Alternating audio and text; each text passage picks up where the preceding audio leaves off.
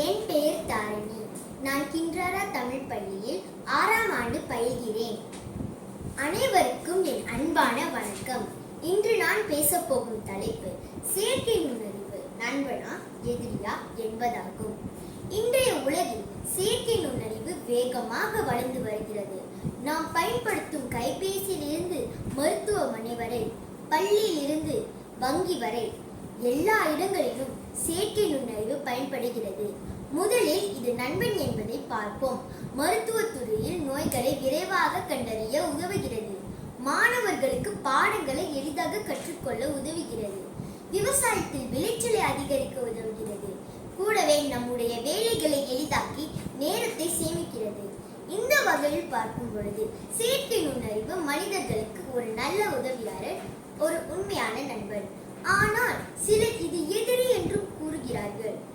ஏன்? பல வேலைகளை இயந்திரங்கள் செய்தால் மனிதர்களுக்கு வேலை வாய்ப்பு குறையலாம். தவறான முறையில் பயன்படுத்தினால் தனியுரிமை பாதிக்கப்படலாம். மனிதர்களின் சிந்தனை திறன் குறையக்கூடும் என்ற பயமும் இருக்கிறது. ஆகவே செயற்கை நுண்ணறிவு தானாக நண்பனோ எதிரியோ அல்ல. அதை நாம் எப்படி பயன்படுத்துகிறோம் என்பதில் தான் அதன் பயன் இருக்கிறது.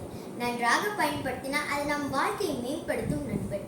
தவறாக பயன்படுத்தினால் அது நமக்கு எதிரியாக மாறும். எனவே நாம் அறிவுடனும் பொறுப்புடனும் செயற்கை நுண்ணறிவை பயன்படுத்த வேண்டும்.